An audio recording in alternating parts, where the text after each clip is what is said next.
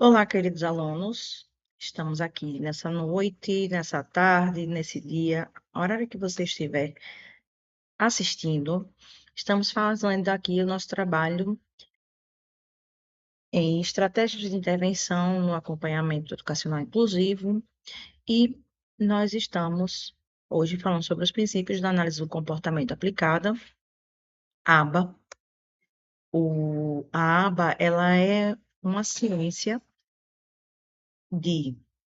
que tem uma abordagem psicológica e que se caracteriza por uma visão de homem e de mundo que implica muito do que fazemos em termos de comportamento é determinado pelos efeitos sobre o ambiente, ou seja, as consequências. Então, a análise do comportamento acredita que todo comportamento ele é determinado pelas consequências.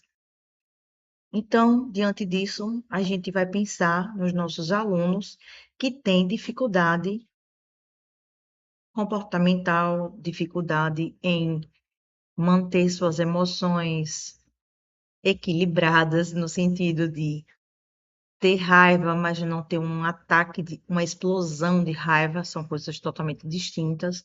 Ter a emoção é algo natural do ser humano, mas não conseguir conter essas emoções ou dar significado a essas emoções é o que problematiza toda a vida de uma pessoa, independentemente dela ser uma pessoa típica ou atípica, neurodivergente ou não. Vamos pensar então na intervenção.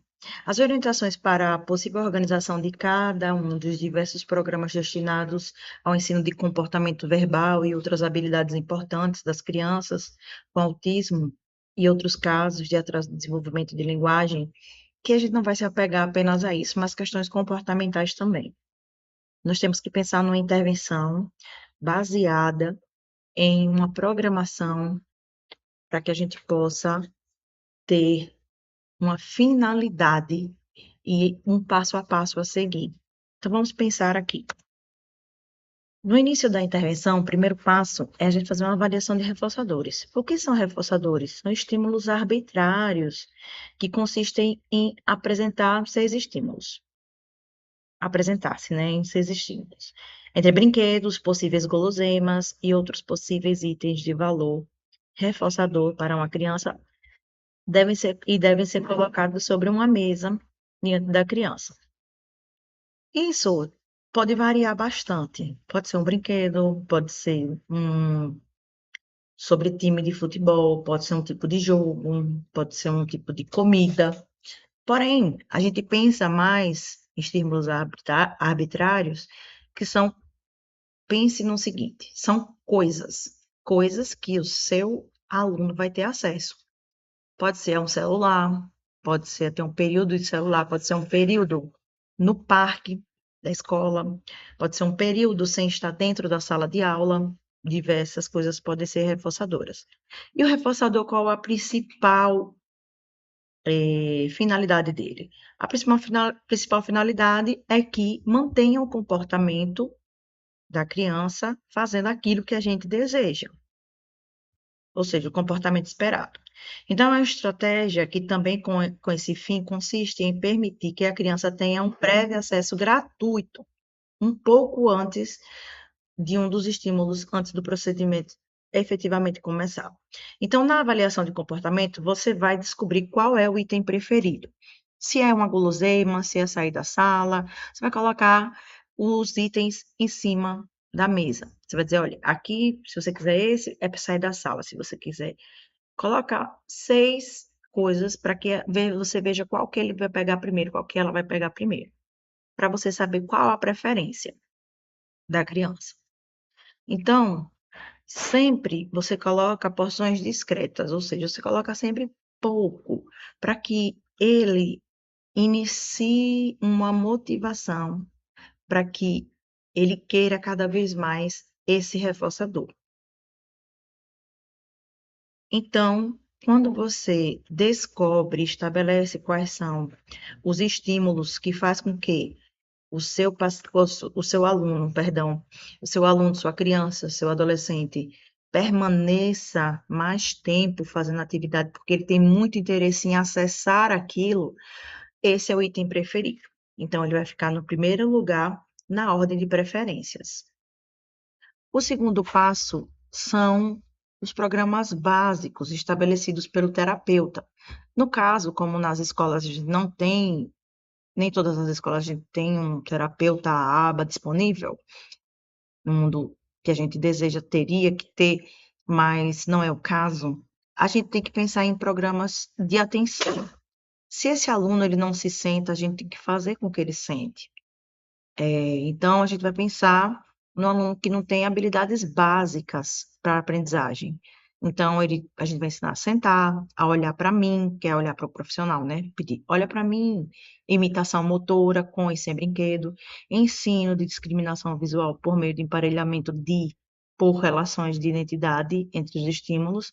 Então, colocar igual com igual, isso aí pode ser cores, animais, enfim. Até que a gente chegue ao ponto que a gente pode ensinar letras, números e etc.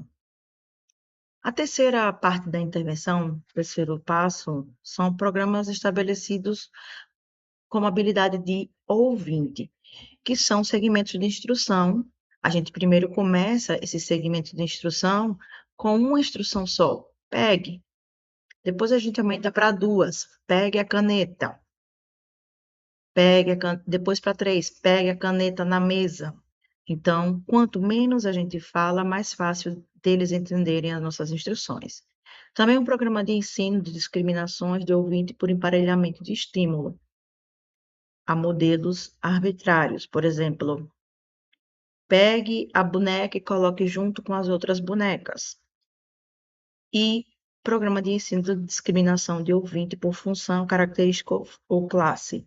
Me dê o que usa na cozinha, me dê o que coloca no quarto, me mostre onde eu coloco esse objeto, por exemplo, um garfo, onde é que ele fica na casa?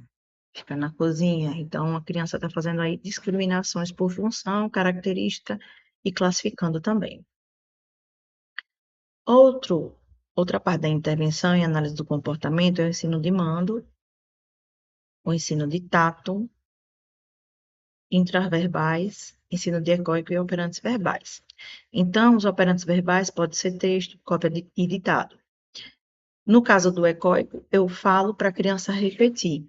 Então, você quer água? Quero água. E espero que a criança repita, quero água. Se ela só falar água, tudo bem. Os intraverbais são as respostas dos porquês. Por quê, quando, onde, o quê. Vai ensinando essa criança a responder, dando sempre modelo a elas. Tatear, né, análise do comportamento, é nomear as coisas. E o mando são os pedidos, quando a criança faz pedidos sobre o que ela quer. Quero água, quero ir ao banheiro, quero sair, acabou, estou cansado, não vou, não quero. Porque é necessário que eles comecem a falar. Sempre que as crianças começam a falar, na verdade, se comunicar.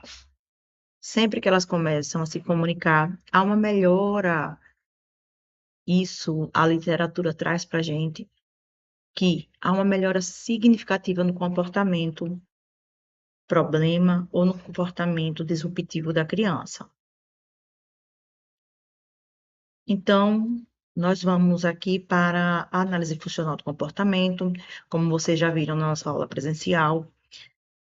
É o núcleo que se baseia na identificação de três elementos interligados que determinam o comportamento operante. Então, a criança continua fazendo o que faz por conta dessas três letrinhas, A, B, C.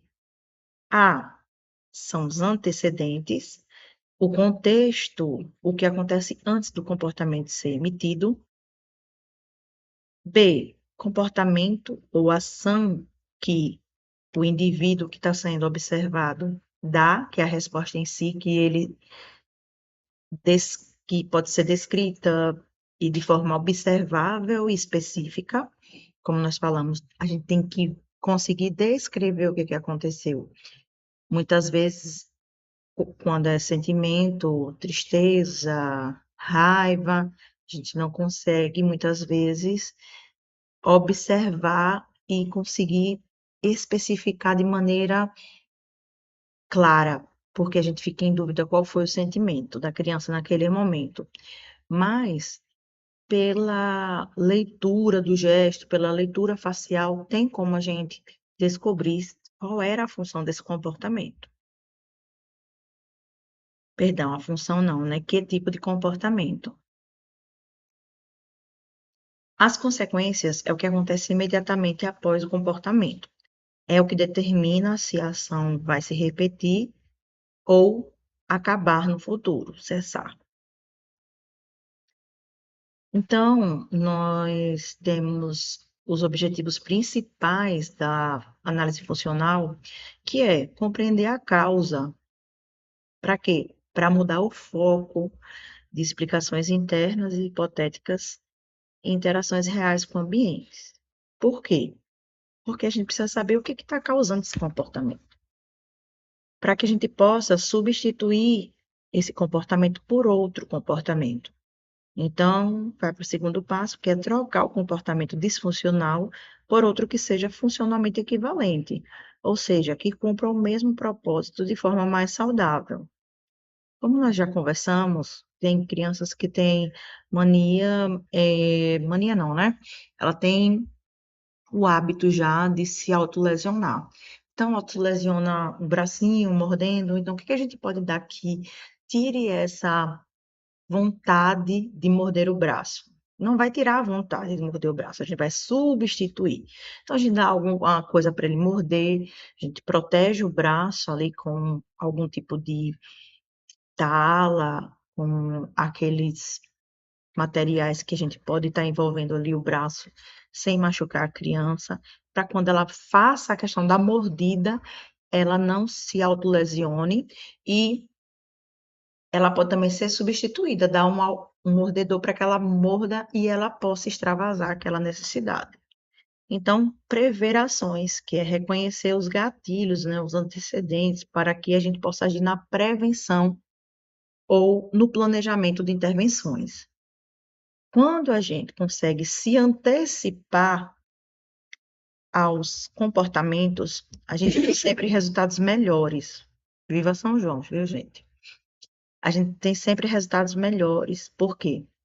Se a gente prevê, a gente tira ali um antecedente, provavelmente nosso aluno, ele vai ele já não vai ter um motivo para cometer o comportamento, para desencadear o comportamento. Então, nós temos que ficar bastante atentos, que o máximo que a gente possa se antecipar, já sei, quando tiram essa caneta dele, ele já vai morder alguém. Então, vamos evitar que peguem a caneta dele. Vamos colocar ele para perto da professora e avisar os coleguinhas que não mexam no material dele, porque ele não gosta, para que haja respeito em sala de aula. Não falar para a turma, olha, não mexe nas coisas dele para que ele não morda vocês. Dessa maneira, não. Dessa maneira, a gente não está fazendo a inclusão, a gente está fazendo a exclusão e está colocando ali um estigma nesse aluno. Então, quando a gente vai fazer análise funcional, quando a gente vai pensar em antecedente, a gente pergunta para a gente mesmo e para as pessoas que estavam ao redor, o que aconteceu antes do comportamento começar? O que você estava fazendo? O que a criança estava fazendo? Então, a gente tem que parar para analisar esses três pontos. Quando a gente vai pensar no comportamento, é como a criança reagiu, como esse indivíduo reagiu ao antecedente. Então, como também eu reagi, se eu sou a professora e eu estava na sala, assim que aconteceu o comportamento, o que foi que eu fiz? O que você fez enquanto o seu aluno estava emitindo o comportamento? E a consequência, como o seu aluno reagiu, como você reagiu e o que você fez enquanto o aluno estava emitindo o comportamento. Lembre-se que a consequência, ela sempre prevalece ao antecedente. Porque se eu sempre dou uma mesma consequência para um comportamento, com certeza esse comportamento vai continuar. Então, toda vez que o aluno começa a correr em sala de aula ou bater nos coleguinhas porque ele não quer fazer uma atividade, vamos lá, deixa eu organizar o pensamento aqui com vocês. O aluno recebe uma atividade para fazer, ele não quer fazer a atividade. A acompanhante diz: vamos fazer a atividade. Ele levanta da cadeira, joga a atividade no chão e começa a correr para bater nos coleguinhas. Então, a acompanhante, ela simplesmente tira a criança da sala de aula e vai para o parquinho até a criança se acalmar e voltar para a sala de aula. Quando essa criança volta para a sala de aula, ela não faz mais as atividades. Então, na cabeça da criança, eu vou, sempre que chegar a atividade que eu não quero fazer, simplesmente vou jogar a atividade, vou bater nos meus coleguinhas, que eu sei que vão me tirar da sala. A mesma coisa também acontece, e ele se livra também de fazer a atividade depois. Também acontece quando a criança entra em crise e aí chamam os pais e vai para casa. A crise muitas vezes é por conta da falta de celular.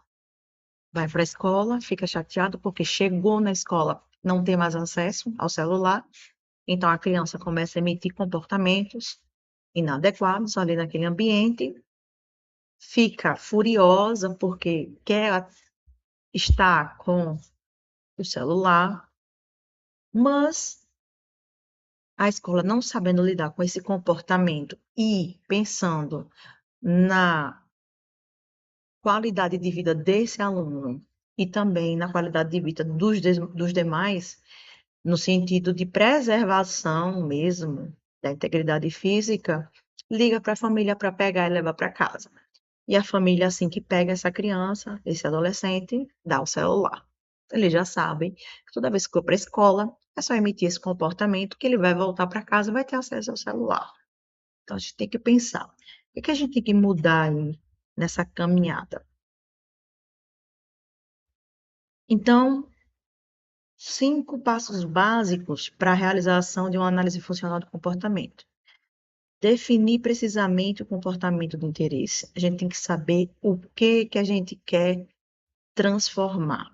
Qual comportamento nós queremos substituir? Identificar e descrever o efeito comportamental. O que esse comportamento causa? Temos que descrever.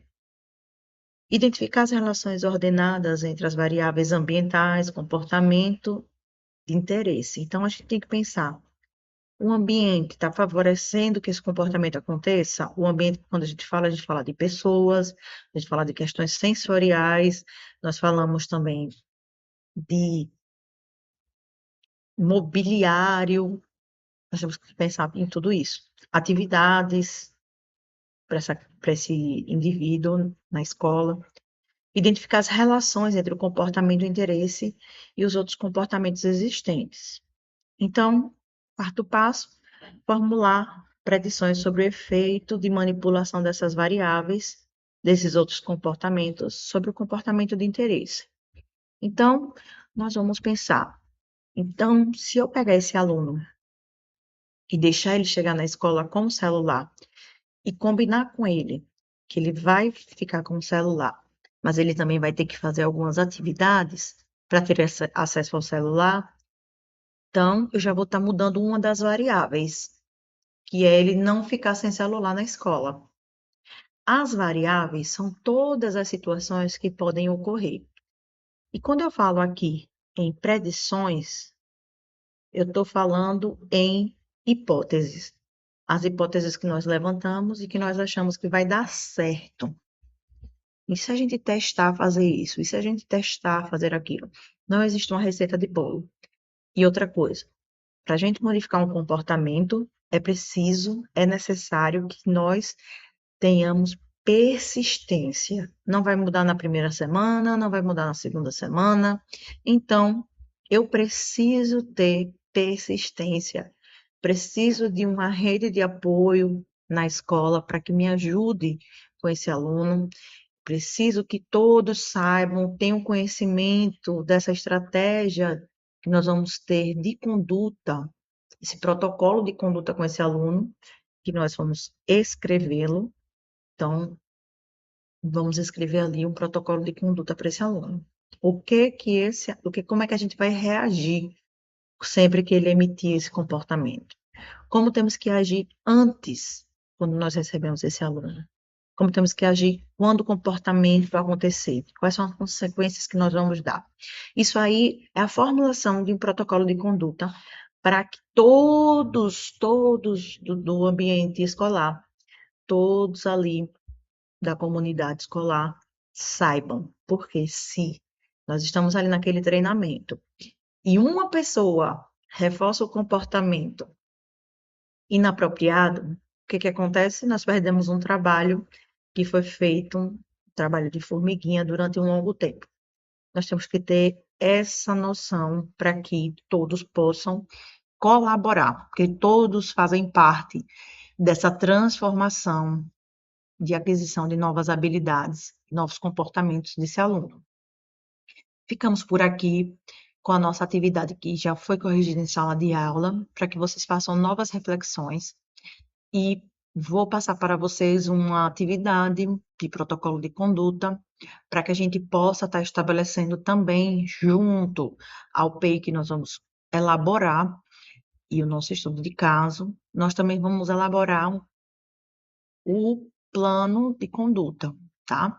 Não é um plano de intervenção comportamental, porque nós não somos psicólogas, nós somos professoras, nós estamos na escola, então a gente vai ter que criar um protocolo de conduta de acordo com os comportamentos de cada aluno que você já acompanha, para que todos possam seguir e assim a gente vai ajustando conforme o tempo, se for dando certo, se não for dando certo, vamos sempre tentando novas estratégias. Um abraço a todos e obrigada.